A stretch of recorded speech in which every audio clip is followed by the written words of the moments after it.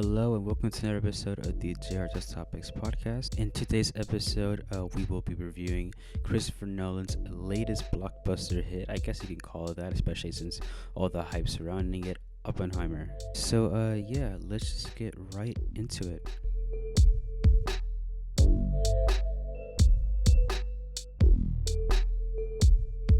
So Christopher Nolan is obviously known for having an insane career run, an insane movie run. I mean, this guy has directed some masterpieces, some global masterpieces, and some of the most iconic and most beloved movies of all time. I mean, Inception, the whole Batman trilogy, Mementos. I mean, the list can go on and on and on. I think everybody gets the point. This is how much of a reputable career this guy has and how much value it has whenever you see a credential of directed by Christopher Nolan. Nolan's last film, I think, was 3 years ago, which I believe was Tenet, which starred John David Washington and Robert Pattinson as one of the main leads in this movie. Personally, for me, I didn't necessarily find that much enjoyment. I know that a lot of people did find enjoyment, and also there were a lot of people too that were kind of mixed in it, and I'm still kind of like on the edge of it and kind of mixed with it. I felt that the audio mixing in that movie was just really bad, and I couldn't understand a lot of the dialogue and a lot of the story and stuff like that. The plot twist and all was just like I felt kind of forced and more of like, just throw it in there so we could do something and have some sort of effect. And I do feel that film was affected due to COVID, and I think it went straight to HBO, I believe, or streaming services in general. I will say though that I think the OST for the movie in general was pretty cool. It always is, whether it is Hans Zimmer or Ludwig Göransson. I think they're both great composers. I think Ludwig composed the OST for that movie, and I thought it was pretty cool. As I said, it felt kind of psychedelic, and I remember there was a Travis Scott song that was using the end credits. That was pretty great too. But anyway, overall in that movie, I felt that it was just, for me, a bunch of noise. The performances weren't necessarily terrible or anything like that, but it was hard to like follow and understand what the movie was trying to accomplish, especially with some muddy audio mixing, such a complicated story that was just complicated for the sake of being complicated. Thankfully, things have moved on. Conditions have obviously become much better than before, and Christopher Nolan has returned with the long-awaited Oppenheimer, which critics absolutely adore and love. I've seen 10 out of 10s all across the boards. IGN gave it a 10 out of 10. They really give anything a 10 out of 10, to be honest. But the point is that I've seen a lot of, sites and magazines and stuff like that raving about this movie. And it's funny because this movie just dropped the same day as Barbie, so there's a lot of competition from back to back. Yeah, it's been just globally loved by a lot of people and a lot of critics. But anyway, I watched the movie. As I said I would in the previous podcast. I still have yet to watch Barbie, which I'll probably make a separate episode when I get to watch it. But yeah, honestly, this movie, for it being 3 hours, which I know was a little bit irksome for some people, because the majority doesn't really like to watch 3-hour films. And I know Christopher Nolan is not necessarily a stranger to making long films, but this is like his longest film in a while, from what I recall. Usually his films like 2 hours and a half, if not a bit shorter. Oppenheimer, I will say, it feel like a good 3 hour, if not a bit more. But surprisingly enough, I didn't feel that it was too slow to the point that I thought it was like obnoxiously long. I honestly felt extremely involved and entertained by every single bit and second of this film, what it has to offer. Oppenheimer's cast is completely stacked. We have Cillian Murphy, Florence Pugh, Robert Downey Jr., Emily Blunt, Jack Quaid, Matt Damon, Rami Malek, the list goes on and on and on. You get the point. There's a lot of names attached to it, and also Gary Oldman, but I won't mention what he plays. Apparently, it's kind of a spoiler, which, I mean, it's a historical event. It's not really a spoiler, but I'll just leave it that way. And the performance in this movie is nothing but incredible. I feel that Robert Downey Jr. is tied with Cillian Murphy in terms of who gave the best performance in this movie. And I'm kind of shocked that Robert Downey Jr. hasn't won an Oscar, especially with how long he's been in the whole acting scene.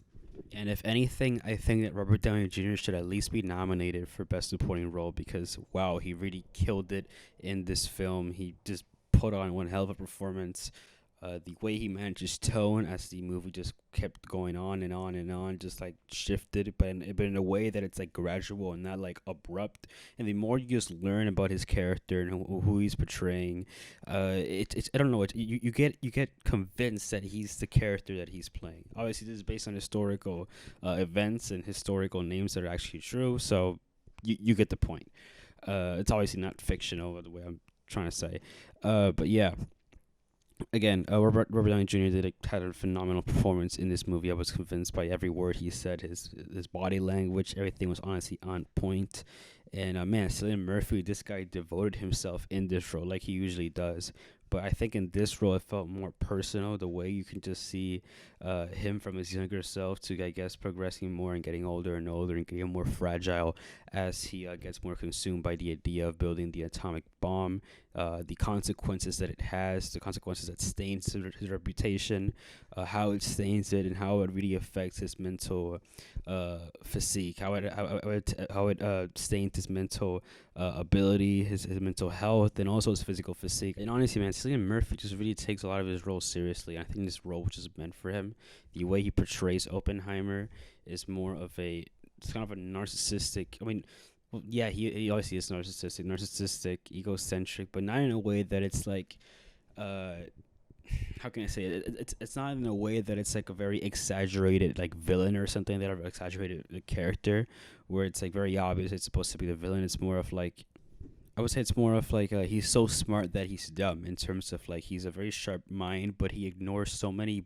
human emotions, basic human emotions, that he resorts to just like physics, and he resorts to, I guess, the facts than resorting to like understanding human behavior, which I thought was a very cool thing that does more. It makes you understand and sort of humanizes Oppenheimer, but I don't think it humanizes him to the point that it's like we should feel sympathy for Oppenheimer. It's more of like, this is what Oppenheimer was going through during these events, and this is how all this chaos and events changed him as a person as he got worse when he aged and progressed. I heard a lot of comments about this movie saying that this movie will probably try to paint Oppenheimer as a victim, which is, I think, is kind of capped. To be honest, it's kind of false. Personally, I think that this movie does a great job sort of balancing the objectivity and the subjectivity, which I think Nolan said in an interview that the scenes where there's like color and stuff like that, is supposed to be the subjective view in Oppenheimer's perspective, and the black and white scenes are supposed to be the objective parts, the objective stuff, the thing that really happened, the information that we know. But the color parts are supposed to be the ones that were sort of more in one's perspective, leaning more to Oppenheimer's perspective, as I said, which I thought was a pretty cool contrast and plays two different roles. And I like how this movie introduces, and it sort of introduces these two angles by calling it part one fusion and part two fusion, which I think is supposed to be saying that it's like the same storyline, but it's set in two different points of view. So it kind of reminded me of like sort of like playing a Telltale game where you make like one choice, and it's like you go through that same path, but then you can sort of like replay the game and then take another decision and go through that path. Well, this movie, obviously history doesn't have that in general, but it's like the way it depicts these moments is like we get to see Oppenheimer's vision for a particular event or a particular situation, and we see the black and white vision, which is like other characters and other historical figures of perspective, the more that the general audience knows. And then when we translate it to Oppenheimer, it's a completely different scenario. And I like how they were playing back and forth with that type of concept.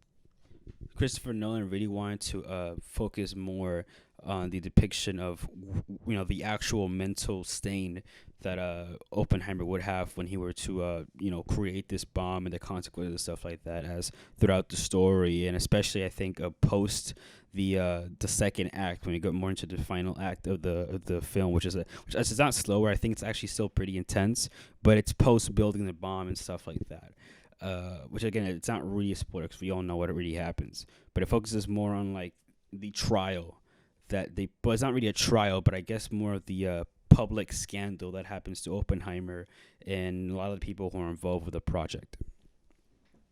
But I like how they really put an emphasis on depicting the horror-like elements of the people, how they put the sound effects and noises, and how they build a scenario of everything being like destroyed and stuff like that. As Oppenheimer kind of fades in and fades out when it comes to reality, and you can see the whole background being distorted, being shaky as he's kind of getting mentally sick, physically sick as well. It's a really nice contrast. Obviously, a lot of movies have done, but the way they do it in Oppenheimer is very like gradual, and it just builds up and gets more intense and intense and intense. And I think Christopher Nolan is a master at handling those type of pressure type situations. As I said earlier, I said that the characteristics of Oppenheimer is that he's more egocentric and kind of narcissistic, which actually plays a huge role with this story in general. I mean, he's self-aware that he knows what he created, and it does haunt him day to day, and he sees the imagery and stuff like that, as I was saying with the horror elements. But I like how they portray Oppenheimer as a piece of crap who treats his significant other as a piece of crap, cheats on him, has continuous affairs, and just doesn't really admire her in general, doesn't recognize how much she's sticking with him and how much loyalty she has to him, which is kind of, crazy. And it's like it puts a whole new light in Oppenheimer as a person. Like, again, it gives you the contrast between what Oppenheimer did and how he's viewed as a scientist and as the father of the atomic bomb and as a human being.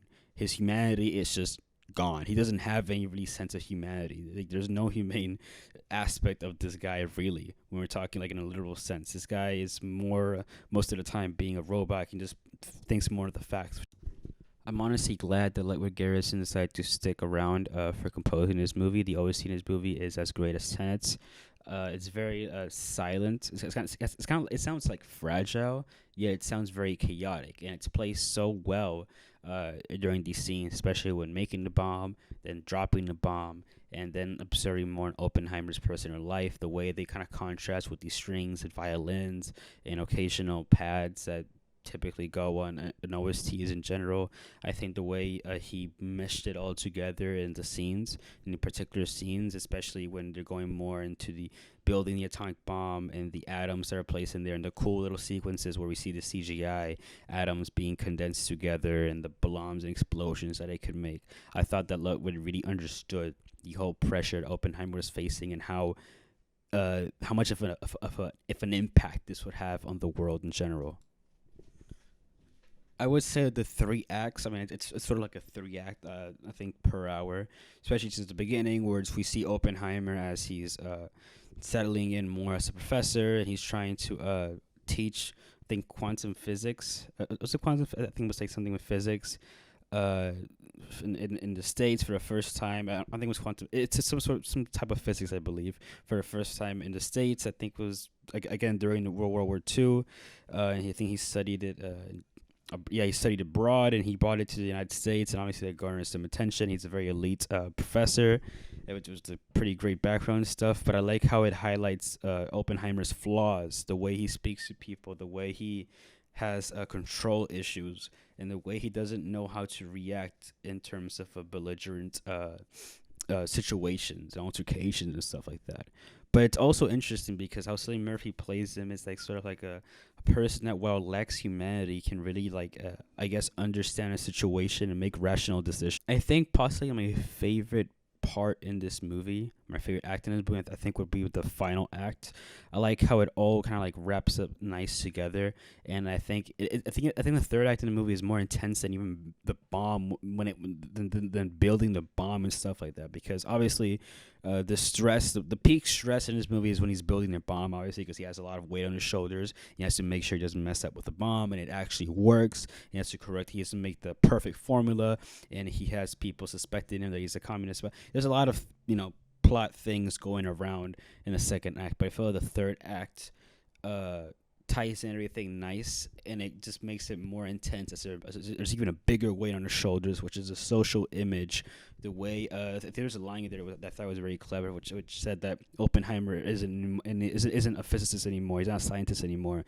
He's a politician, because the way he speaks, the way he gives his thoughts and stuff like that. It plays more as a politician than a scientist, and sticking to the code, which I thought was very interesting too, and how it plays a key role into the third act, as Oppenheimer is just fighting for his life in terms of the public scandal that's going on and his reputation. Which again, I really won't spoil because I want you guys to watch this movie. I know I've just said Oppenheimer this, Oppenheimer that, and the character this and that. But the supporting roles in the movie were honestly fantastic. I will say that Rami Malek, well, he didn't necessarily give a bad performance. I thought he was gonna give something much more. The way they're like panning the camera towards him and how they introduced him in this movie, I thought he was gonna give much, much, much more. Especially Casey Affleck's character, which I thought he was gonna play a bigger role than what he is. I mean, he has a pretty big role, but it's not as strong as Matt Damon's role, which I thought it would be like consequential or like adjacent to each other. An interesting thing about this movie is that obviously Nolan emphasized that they didn't use any CGI for, I guess, the bombs or this movie in general, which that was pretty interesting. And I'm sorry if I said CGI before, which thinking about it, I think he did use CGI, especially for some parts where it's like, again, I'm not gonna spoil, but it's sort of like a global view of the world, which looks a bit more CGI, especially the effects that are applied to it. So I think it's kind of cap, but I think I get his point when he says that uh, most of the movie isn't necessarily CGI. Because most of the movie, even I guess dissecting more the atomic parts and how it's made, and those shots don't feel necessarily fully CGI, but some aspects do feel pretty CGI.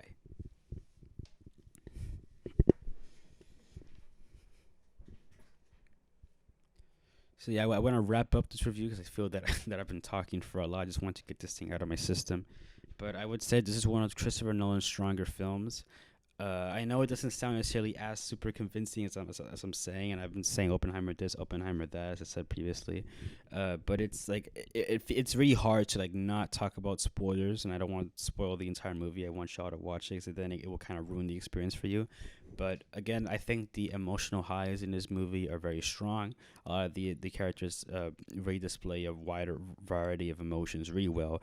I thought that Robert Downey Jr.'s performance was honestly excellent. They should just give this guy the damn Oscar already, or at least nominate him, as I said, for Best Supporting Role. Cillian Murphy is incredible as always. I think this guy's depiction of Oppenheimer is magnificent. It plays it sort of like kind of gives you a purgatory state of, either, I guess, sympathize.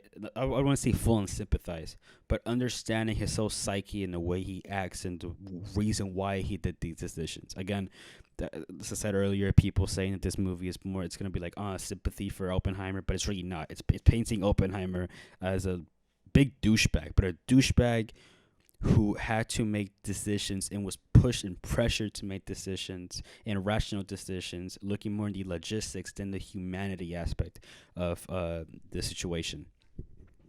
So yeah, with all that being said, what do I give Oppenheimer and the score? I guess this scale 1 to 10. I'm going more with a 9 on this movie. I think it's fantastic. It's one of Nolan's better films, and I think his best film since I would say even Inception and Dark Knight. To be honest, I think it's honestly one of the top 5 Nolan films from what I've seen. Yeah, yeah, I think that's right. I think that's right. I like the risk he took with this. This isn't gonna satisfy everybody. I know a lot of Christopher Nolan films are not necessarily super satisfied with this movie, but personally, for me, as a person who's loved a lot of Christopher Nolan films and just likes movies in general, this movie is honestly worth your time, worth the 3 hours. And man, it's just gonna have you at the edge of your seat. You're gonna love the dialogue in here, and you're gonna feel insanely entertained and just captivated by the whole story and narrative arcs that are spread around these acts. So yeah, anyway, that's all I have to say for Oppenheimer for today's episode. Hopefully, next episode I can review Part B. That's gonna be a very interesting one, actually. Again, that's all I have to say. Thank you guys so much for listening to this episode, and yeah, peace out, everybody.